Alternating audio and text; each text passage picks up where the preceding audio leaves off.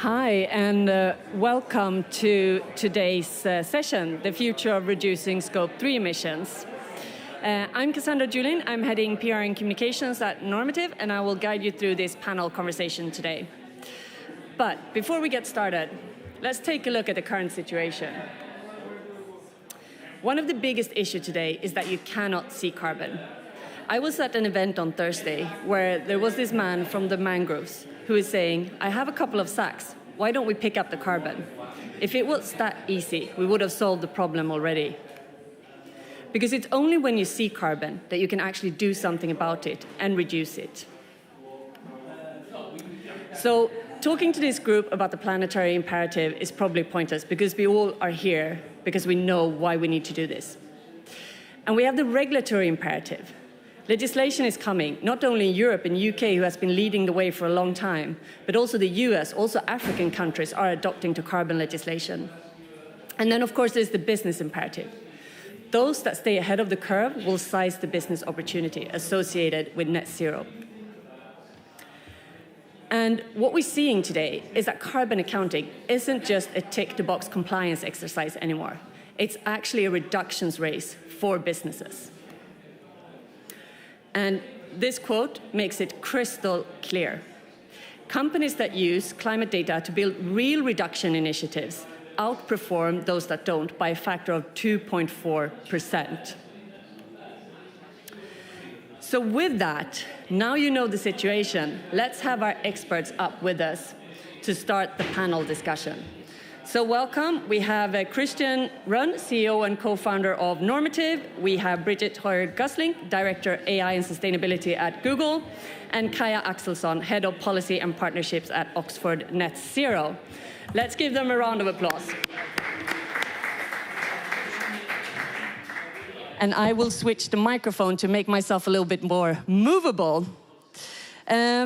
So today we're going to tackle how enabling technology will provide seamless exchange of carbon data. We will talk about how businesses can adjust for data exchange and decarbonize the economy, and how standardization and policy are has a key role in the net zero transition. Let's start with you, Christian. Are we on track to reach net zero? I mean, the simple answer is no, we're not on track to reach net zero. I think we all know about it. I mean, we are far behind. But I think we all know about sort of the gap in terms of the NDCs and where they take us. It looks like they will take us towards 2.7 degrees, which is way too much. But at Normative, we asked ourselves the question, where does corporate commitments bring us? So we looked at 970 companies approximately with net zero commitments to look at what percentage of global emissions do those commitments amount to. And turns out that if all of these companies succeed with their net zero targets, it would reduce approximately 78% of global emissions.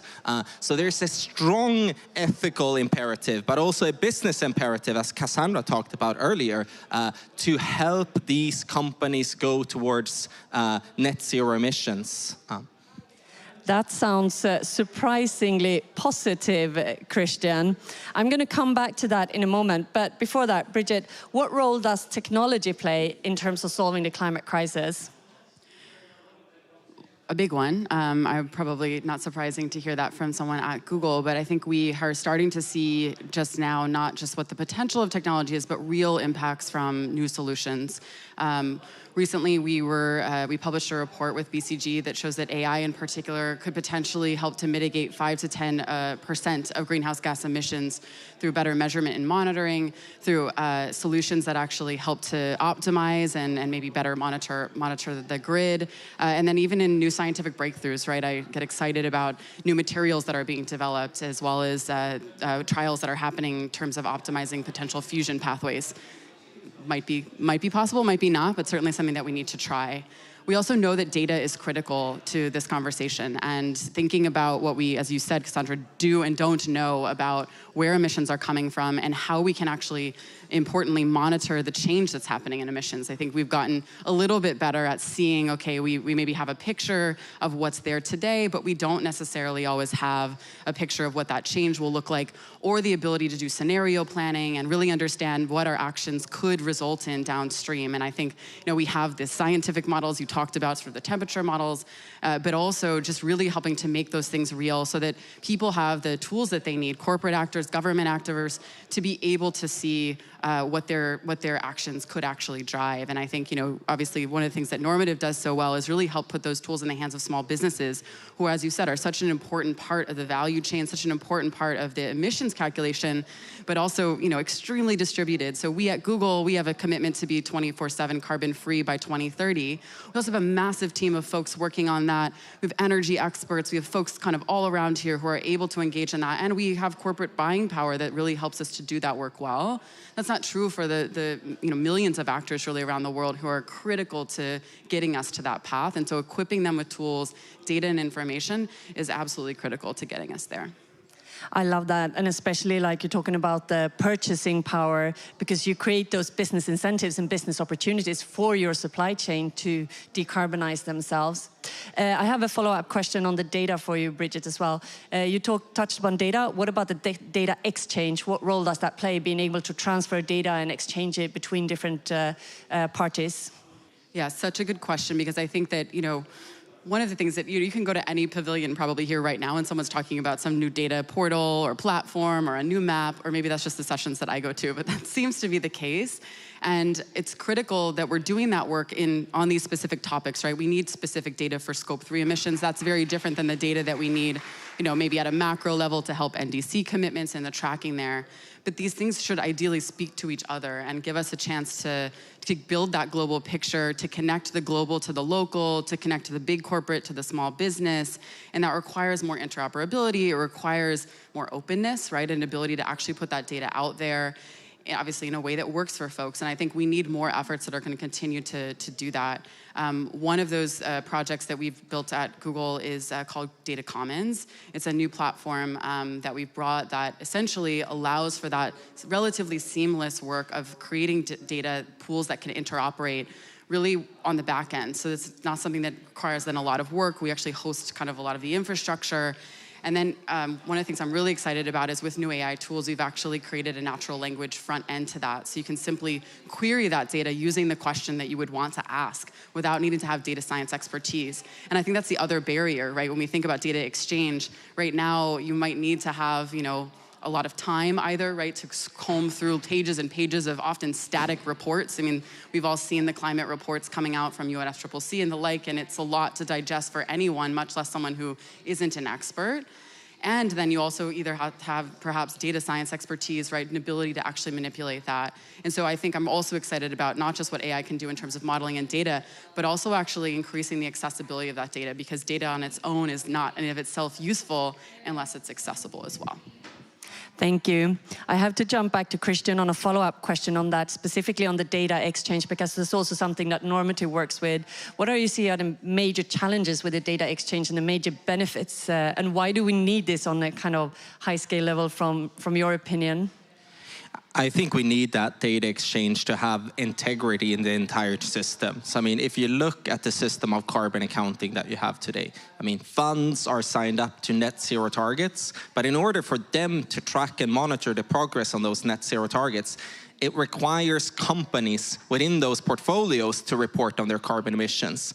But companies, most of that emission will be estimated. But those companies that actually report on emission, they will need to know the emissions of all of the purchased goods and services and other categories of Scope 3 that they're buying. So in other words, like, we don't have the product data, which means that we don't have the corporate data, which means that we don't have the integrity of the investment portfolio data. So fundamentally what we need is sort of the process level data, and that data to be exchanged, because scope 3, which usually amounts to 90% of any corporate's emissions, it's not really rocket science. If you look at the data and zoom in on it, like 25% of scope 3 emissions will be from different electricity processes in the value chain, and we know how to solve for that. I mean, we not just need to invest in renewable electricity.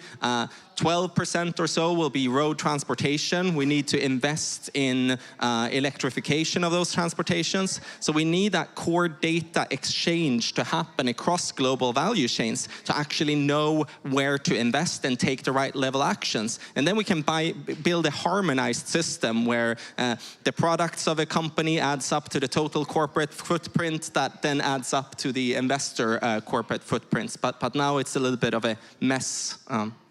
Yes, I mean, we often talk about that sustainability managers, they want to get the most bang for the buck in terms of their sustainability activities. And in order to do that, you need that data in place, and you need that, we often talk about the actionable insights from businesses. Kaja, moving to you, what about standardization? What's the playing field out there for companies operating on a global scale? I mean, I think that one thing I have to say as someone who works on standardization is that it's a mess. You know, companies are really struggling with hundreds of different reporting frameworks in the voluntary landscape, and that is because we haven't yet gotten to the regulatory aims that we need to. We need to move from a voluntary system to a regulated system, and I think it's one of the really exciting places where you see businesses calling for more government action. They're saying, can we please cut through the maze of reporting frameworks, whether that be qualitative or quantitative? And it's not just reporting. I think we have to remember, we're at COP28 and we're still talking about reporting, but reporting is the first step. Really, we need to be fully embracing transition plans, and we need to have transition plans that are using common templates between companies, but that can't just be a plan. It's how do you assess that? So where's the money? Where's the capital expenditure? How do you know that the plan is in action? And I think that we need to go even one step beyond a net zero transition plan and think beyond inventories. This is something I've been looking at a lot. Scope 3 is, of course, critical to look at, but Scope 3 was invented because it was actually an environmentalist who wrote the Greenhouse Gas Protocol and realized we need to do this together. We're not going to be able to do this alone in kind of individual corporations. And so that's why you see all of these categories where, you know, companies are like, well, is that my responsibility or is that your responsibility? That was intentional, right? The point is that we're supposed to work together. But we're not doing a good job now, I think, in the standards landscape of incentivizing companies to use the levers at their disposal, which is often their products, their political leverage, their voice in society, because we have no standard currently for capturing climate solutions or what a company could offer to the world. And that's because it's often the case that companies try to stick stuff like avoided emissions or investment in credits into their inventories where it doesn't really belong, because that's accounting. And so it's my feeling that the standards landscape is very well developed in terms of the kind of inventory that we need to have, but it needs to be more creative in terms of how we incentivize businesses to use their power. You can keep the mic for another second, because I'd love to know what stakeholders, I'm not going to say are responsible for this, but what stakeholders do we need in order to succeed with this, in your opinion, Kaja? I think we need companies really sticking their head above the pulpit to call on governments for interoperable, cross-jurisdictional, cross-domain coordination on regulation. And I think that it's a pivot point that we're seeing where companies are already starting to do that. There's already, I think, a dozen companies that have put videos out at this COP calling for that. There may be a task force on policy and regulation that's announced sometime around this COP. We're in the process, we're in a turn, but we're also, if we're being honest, seeing a very ugly backlash against anything that looks like it's squeezing companies. And that is ideological, because if you actually are working with the companies, which, at this point, over 50% of the Forbes 2000 list has a net zero target, and they want these interoperable standards, so they want that regulation. And then there's this tiny minority, mostly from my country and from the US, of anti-ESG folks who are saying, we never want to be regulated. Regulation squeezes business. Business is good for people.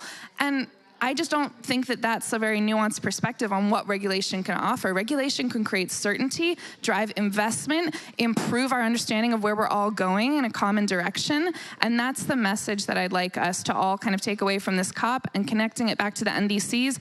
You're right that 2.7 is where we would go if we were to meet our NDCs, but those NDCs are not backed by sufficient policy and regulation. So that's what we're tracking. Thank you, Kaya. And again, I'm just reverting back to the business opportunity that we spoke to, that I love the way you see the positive side of regulation and the kind of benefits in terms of certainty, but it also creates this new business playing field that, new businesses can thrive. Christian, we touched upon, that there's a very positive situation going on right now with all of these commitments in place, but we also talk about a business execution gap. Can you elaborate on that and what that means and what the issue is right now for businesses in the transition? So I mentioned earlier that if enterprises that are actually committed to net zero achieve their net zero targets, it would cut a significant part of global emissions. And it sounds too good to be true, because it basically is. I mean, right now, when you look at the data, very few businesses are actually tracking their value chain emissions in Scope 3 properly. Only 30% of companies, according to our recent research, is actually doing that properly.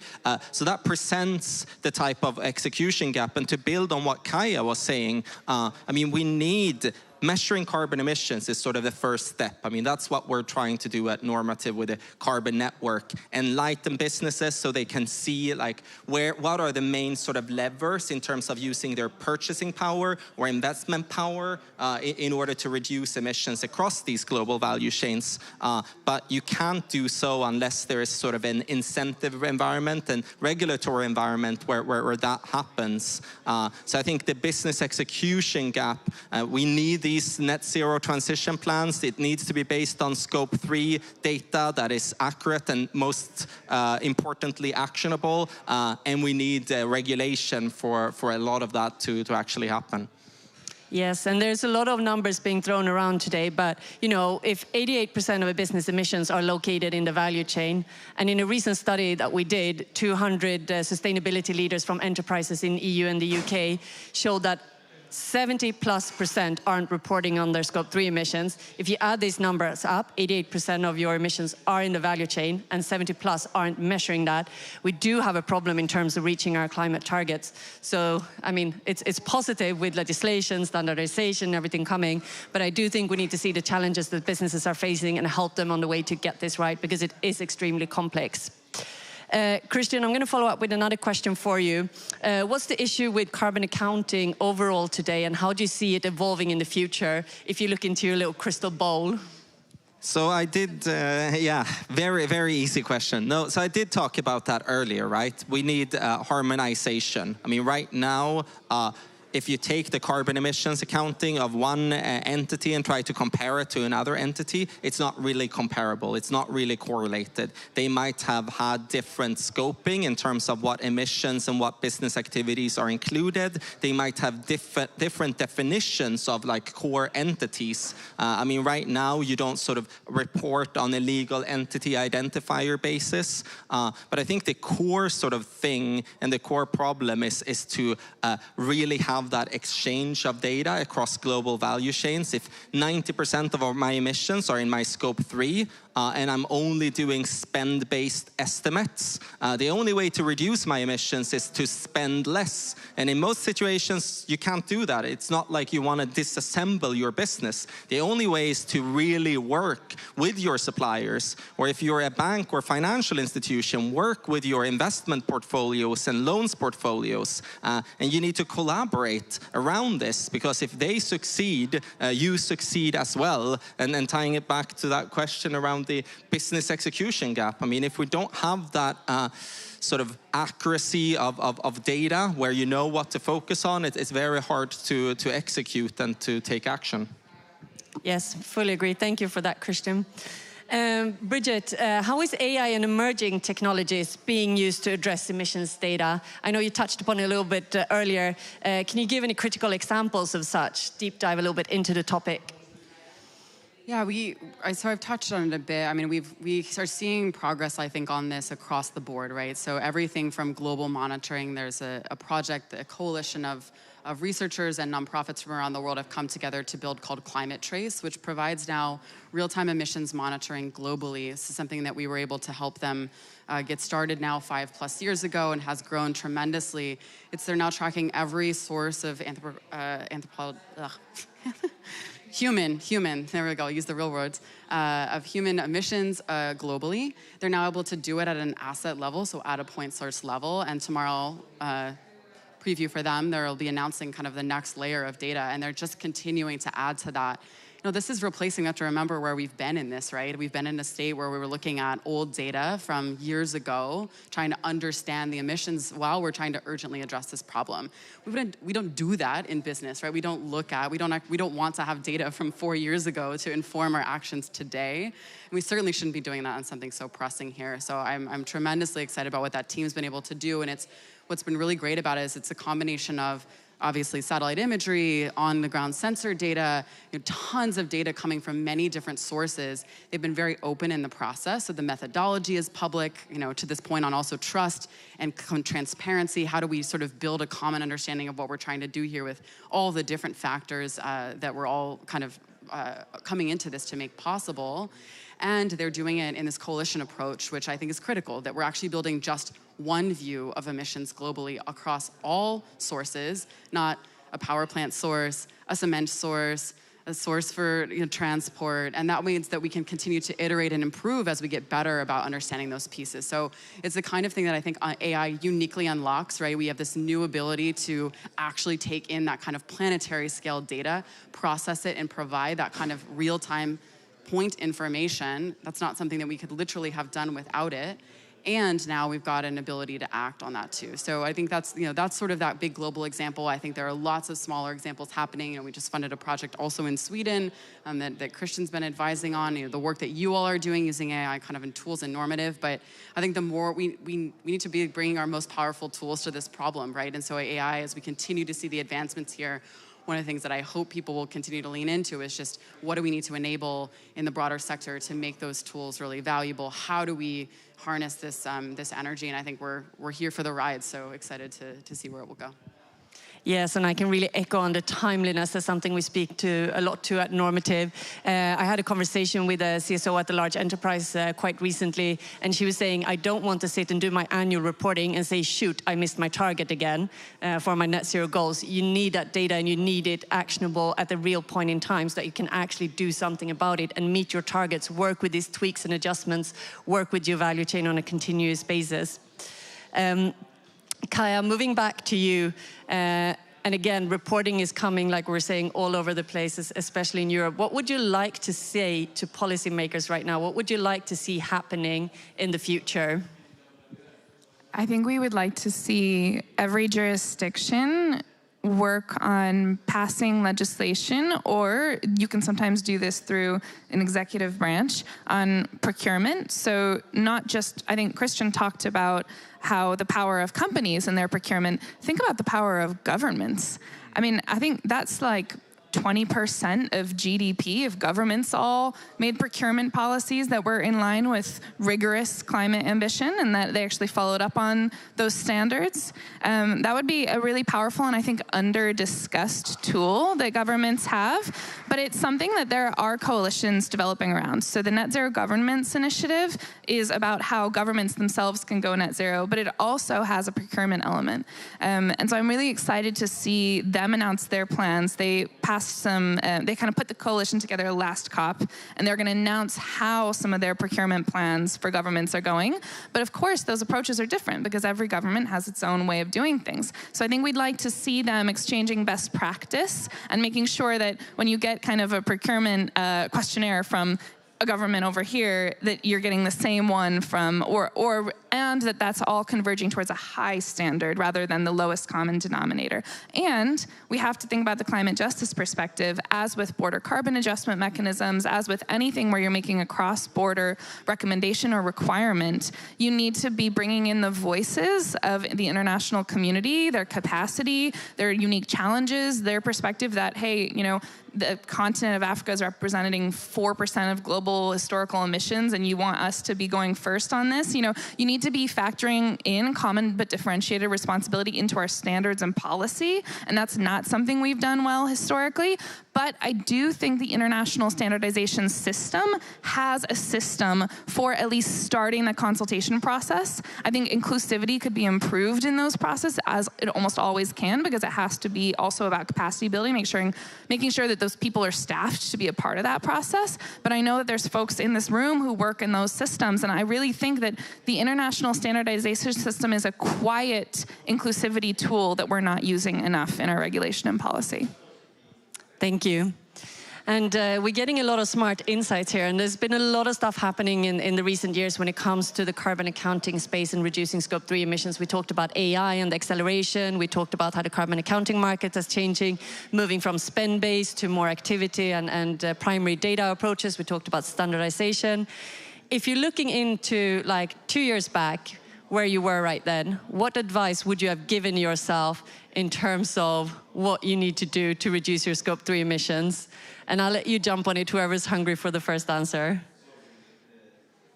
I can remind you that 2 years ago, we were in Glasgow at COP28, right? That is a very, very hard question. And I actually don't know quite what to answer. But I mean, this is a collaboration effort. And I think, as you mentioned, Kaya, like the whole point with Scope 3 is that realization. It's not about, everyone asks about double counting when they ask about Scope 3 accounting. And that is completely missing the point. There is a ton of double counting, but it's built into the system to highlight our shared responsibility. And I think, Bridget, when you mentioned your work together with Climate Trace, I mean, we have mapped out all of the assets across the world that releases carbon emissions. And we all indirectly, through our procurement or through our investments, have a relationship to those places. But if you see those assets on a map and you see their names, like, most of us have no clue who they even are or the fact that they exist. So we need that traceability throughout our value chains. That's what we're trying to do with the carbon network. And we all need the collaboration to happen on top of that digital infrastructure, because it's only by working together that we can solve this problem. And what's the advice related to that? Work together. Good. And would you give the same advice today, Christian? Yes. Well, that is quite reassuring. Then we're heading in the right direction. Does either of you have a different angle to this? Kaya, please go ahead. I'm going to disagree with Christian slightly. Yeah, he likes it. So I agree that we need to work together, but we need to be smarter about how we do that. We've been playing this ridiculous game of telephone with our supply chains, where we say, hey, Sarah, could I have some data? And then Sarah asks 12 down the chain if she can have some data. And then the data maybe comes back to us 12 years later, or, you know, I'm being facetious, but it is actually a much bigger system problem, and we need to attack it the way we would like system engineers. And we need to think, I think, actually I will be agreeing with Christian ultimately, that Trace and all these other projects have found nodes of significant emissions for us, and we need to go to them first. But right now, our kind of holistic reporting and supply chain engagement strategy is basically to say, could you do everything at once right now? Instead of saying, hey, you're like a steel company, could you decarbonize steel? That would help the whole cement and steel industry, right? Like that would help like the whole construction industry. And that would like be like our major Scope 3 emissions for this industry could be like dealt with. So like maybe we could like advance purchase some of your green steel. So I'm really excited about tools like advanced market commitments, right? These are like tools that have been used for things that we need in the world, like vaccines, or like NASA uses them a lot for really like future casting technology, stuff that we need to like accelerate faster. If we could get coalitions of companies working together to be like, you know what, let's all work together to prioritize this bit of emissions right now, instead of just scattershot being like, everybody fill out this 20-page reporting form. Not that we shouldn't be filling out our reporting forms, we should, but they should also be standardized and regulated, so there's just one. Yeah, that's my take on supply chain management and how we should be doing it differently. I totally hear you. Do you want to? Yeah. I was going to comment. Okay. No, so I mean, but basically what you're saying is we need both the exchange of data in a harmonized and standardized way, but we also need to standardize action. Like, here are the specific things that we are asking you to do, and here is how we're all doing that together. Yeah, I just couldn't agree more that I think that, you know, we're asking people to do a lot of things in isolation, or they feel that. That is a felt experience of everyone is sort of, we have to run and decarbonize, even though this is a system that's obviously operating all the time. And this is an area too where this is not happening yet, but if anyone wants to work on this, you know, we have actually the history, we know what people have been doing. We actually know a lot about the actions that people are taking. People in the last 5 years, since these commitments started to get made, are progressively working towards these different pathways to decarbonize in their work. And we actually haven't done a lot, I think, to analyze what people are doing and share that across. You know, what is the entire sector of, you know, X industry doing, and how might they learn from each other? Not in a sharing of best practices way, but in an actual, like, can we analyze those disclosure reports? What is sitting in the database of reporting that, you know, as you said, is so diffuse right now that we're also not learning from and could learn from? I think is another place where, frankly, especially with the new language models that we have, could be done pretty easily. I mean, nothing's that easy, but relatively easily to fixing the problems we need to fix on climate, that's for sure. Loving the positivity here. So we have a couple of minutes left. The last question that I'd like to ask you all is, what recommendation would you give to businesses out there now that is ready to get started? You know, a lot of them have to do it because regulation dictates them to do so. But then there's also the business opportunity to get started now. And I know we're preaching a little bit to the choir here, everyone being at COP28, being committed to the cause. But still, what would you say to them, Bridget? I guess just get started. I don't know. I don't have a very specific thing, but I do think that, I mean, I guess I'll pick up on you said, Kai, is I think actually, like, not all actions are created equal. And so I think sometimes, you know, you get in this act mode, and we're human, right? We want to get the A on the test. We want to get the 100%, right? Like, we're going to go there and we're going to go tick off every box, when actually all those boxes, you know, one small box could be worth all of the points. And so I think thinking about it in that kind of more data-driven way, understanding what emissions are coming from different aspects, prioritizing that action is critical. It's why we at Google have spent so much time over the past 2 decades now almost really working on energy, because we know that as a company for ourselves, but also in general, that's obviously critical. Decarbonizing the grid, investing in that type of clean energy purchasing so that we could decarbonize our own work, but also, of course, in turn, that helps everyone. Those are the types of big levers we need, and I think every business has actions that they can take that are probably more useful than others, and really thinking about that feels important. Kaya? Yeah, I'm going to say another controversial thing, which is that I think, in line with what everyone has said, thinking not as an individual who's like purchasing credits in a market, but thinking as like an actor that can build partnerships to create like a powerful purchasing coalition or a political coalition. I think that's the way, like, we need to move faster, and we can't do it through sort of piecemeal market signals anymore. And I think that's something that, like, a lot of the economists that I work with, and a lot of the folks who really dig into like the voluntary carbon market, for example, are starting to come to terms with, that we need a more if the market was better, if it was a more outcomes-based, organized and regulated market, then we could be doing it that way. But I think a lot of companies are still doing a lot of work where they're like trying to bring down their scope 1 and scope 2, and they're doing their efficiency stuff and the low-hanging fruit and the light bulbs and everything, and then they're like, now we'll invest in some carbon credits. And I have to say that is like not bad, but it is not going to get us to net zero. Is absolutely not going to get us to net zero. So thinking as a systemic player and seeing yourself as part of the solution and knowing that your business model is going to evolve with the greatest economic transition of our time, I mean, it's a small ask. Thank you. Christian? So my recommendation would be like Netflix, don't be like Blockbuster. And what I mean by that more specifically is that emissions reduction and net zero is no longer just a compliance tick exercise. It is a reduction race. You need to get the job done. And as Johan Rockström usually says, you can't negotiate with nature. We need to do something about it, and we will do something about it. So this is, as you said, Kaya, like one of the biggest transformations in history. So what side do you want to be on with that transformation? Do you want to be like Blockbuster that didn't follow on with the transformation of digitization, of digital media? Or do you want to be like Netflix? And you can make that decision right now, depending on how you prioritize and the strategic direction that you set. So I would say build a clear theory of change, how you can make a huge difference on the problem of climate change, and then you will win as a business in the long run.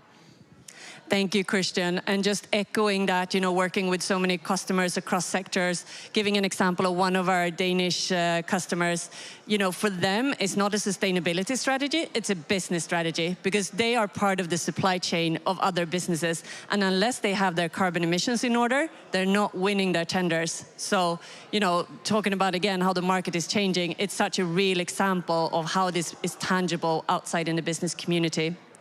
The last trend that I want to leave you with as well is that, the market is evolving, the market is changing, ecosystems are built to handle these transitions. We have expert partners, but we're working together and we're working towards the same goal. So it's so delightful to see also within Normative, with our latest product release, value chain engagement and the carbon network, we're doing exactly that. Rather than you having to run to a bunch of different partners to get the work done. Again, we talked about it gets confusing, it's a lot of hard work. You can't, as a supplier, receive 200 forms to fill in to report on your emissions when the day comes. You need that kind of centralized system. And at Normative, we're building that network out and helping businesses to have that kind of one-stop to deal with their emissions and the data exchange that comes with it. I hope you enjoyed the discussions today. Thank you so much to our panel, Kaya, Bridget, and Christian. Thank you to the audience for listening in, and I wish you all a wonderful rest of the day.